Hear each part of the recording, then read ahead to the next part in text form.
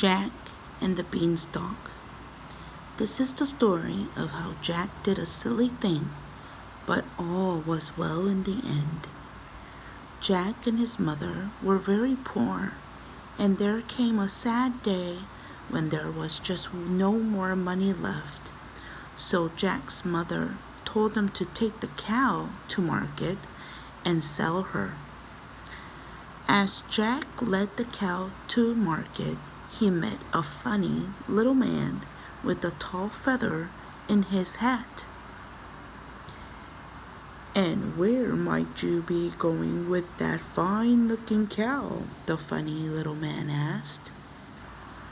Jack explained, and the funny little man swept off his hat with the tall feather and shook out 5 colored beans. "Well, young Jack, I can save you a journey. I will give you these 5 magic beans in exchange for your cow." Now Jack should have realized that this was all rather odd, for how did the funny little man know his name?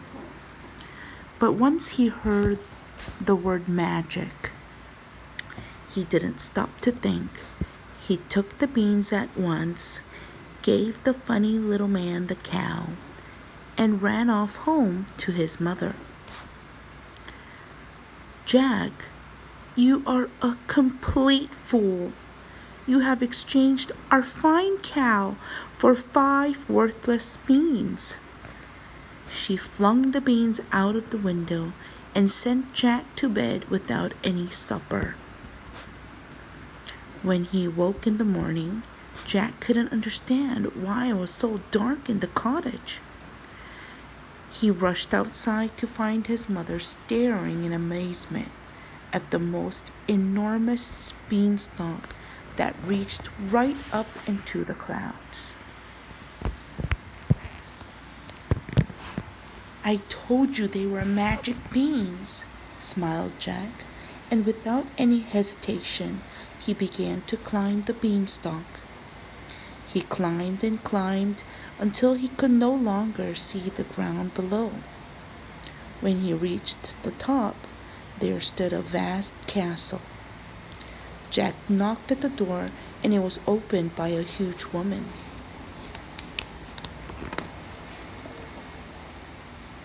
"My husband eats little boys for breakfast, so you better run away quickly," she said to Jack. But before Jack could reply, the ground started to shake and tremble. "Too late," said the giant's wife. "You must hide." And she bundled Jack into a cupboard. Jack peeped through the keyhole and saw the most colossal man stump into the kitchen. "Fee, fee, fo, fum!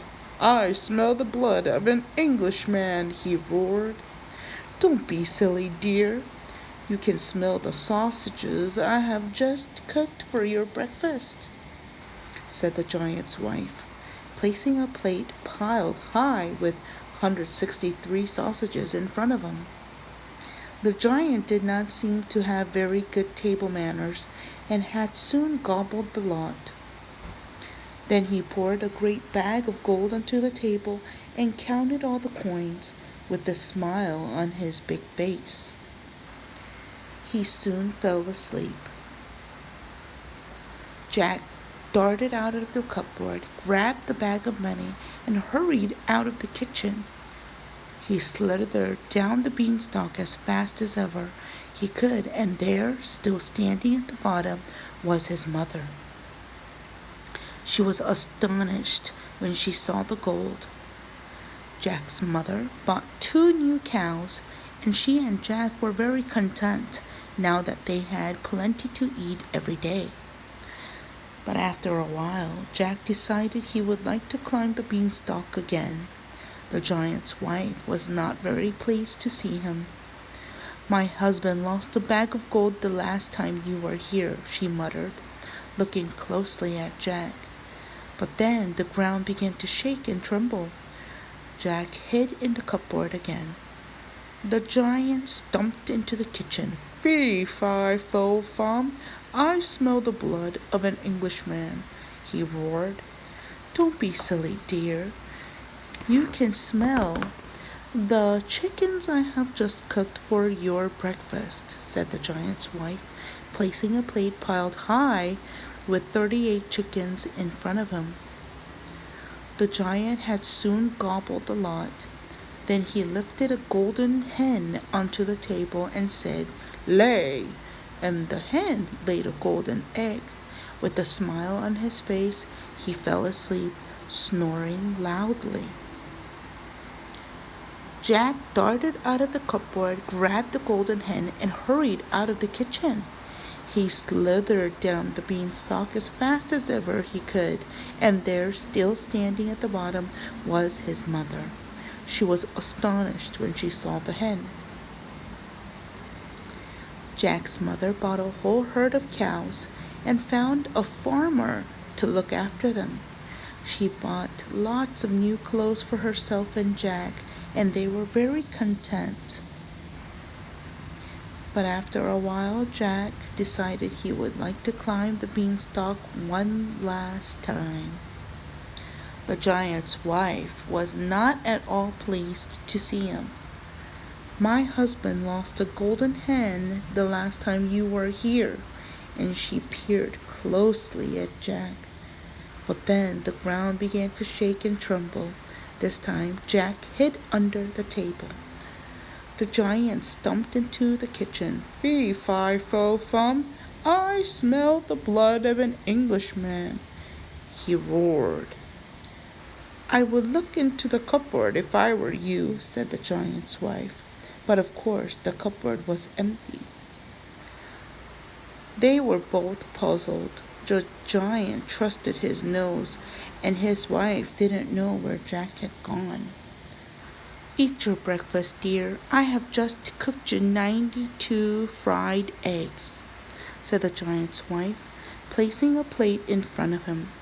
The giant had soon gobbled the lot. Then he lifted a golden harp onto the table and said, Play! And the harp played so sweetly that the giant was soon fast asleep, snoring loudly.